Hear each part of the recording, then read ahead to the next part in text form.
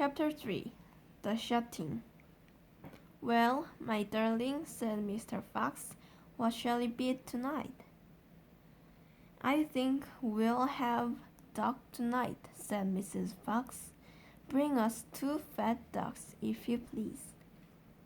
1 for you and me, and 1 for the children." "Ducks it shall be," said Mr. Fox. "Bunce's best." "Now do be careful," said Mrs. Fox. "My darling," said Mr. Fox, "I can smell those guns a mile away. I can even smell one from the other. Buggins gives off a filthy stink of rotten chicken skins. Bunce reeks of goose livers, and as for bean, the fumes of apple cider hanging around him like poison us grapes." "Yes, but just don't get careless," said Mrs. Fox. "You know they'll be waiting for you, all 3 of them." "Don't you worry about me," said Mr. Fox. "I'll see you later." But Mr. Fox would not have been quite so cocky had he known exactly where the 3 farmers were waiting at that moment. They were just outside the entrance to the hall, each one crouching behind a tree with his gun loaded. And what is more, they had chosen their positions very carefully, making sure that the wind was not blowing from them towards the fox's hole. In fact, it was blowing in the opposite direction. There was no chance to them being smelled out. Mr. Fox crept up the dark tunnel to the mouth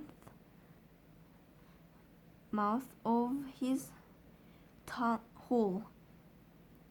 He poked his long, handsome face out into the night air and sniffed once.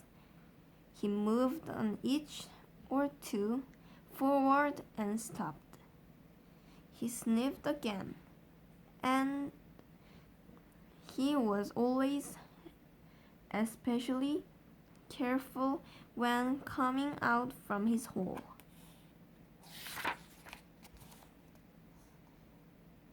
He inched forward a little more. The front half of his body was now in the open.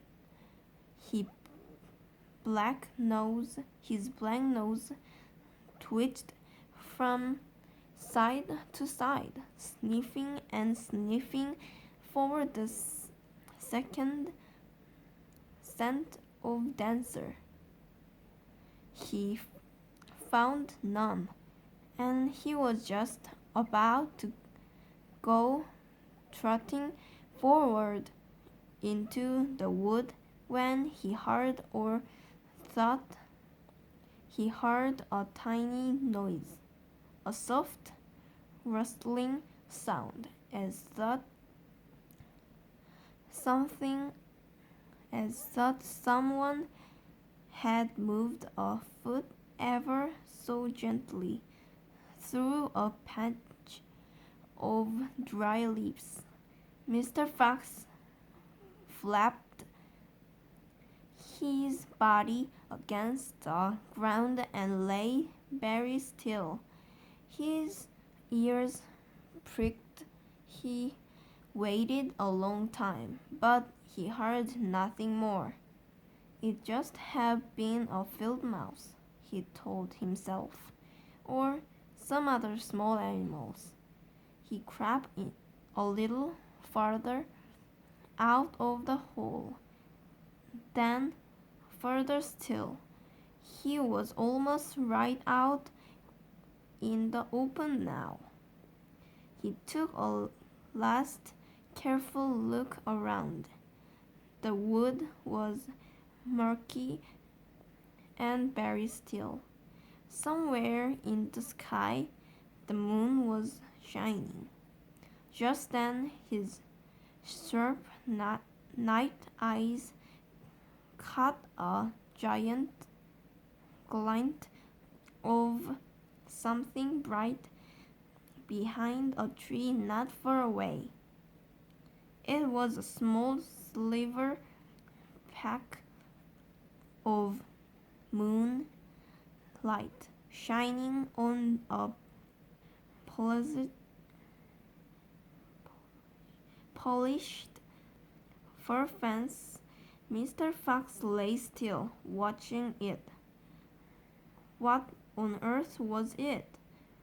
Now it was moving. It was coming up and up. Great heavens! It was the barrel of a gun.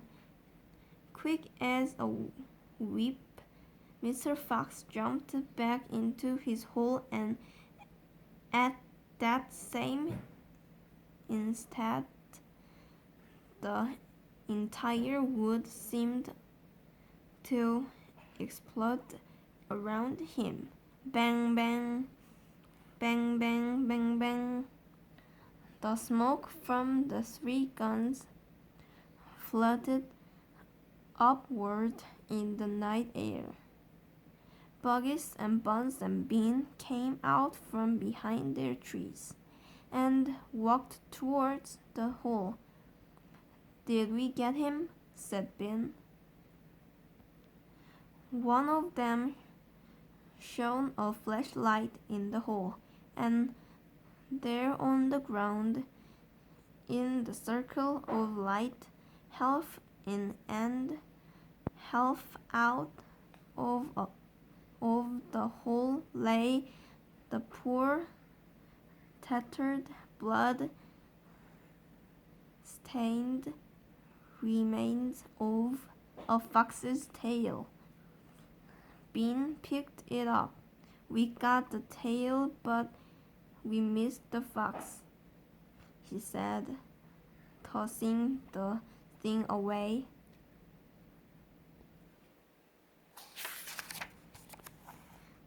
"Dang and blessed," said Bugs. "We shot too late. We would have let fly the moment he poked his head out." "We won't be poking it out again in a hurry," Bun said. Bean pulled a flask from his pocket and took a swing of cider. Then he said, "It'll take 3 days at least before he gets hungry enough to come out again. I'm not sitting around here waiting for that. Let's dig him out." "Oh," said Bugs. "Now we're talking sense. We can dig him out in a couple of hours. We know he's there.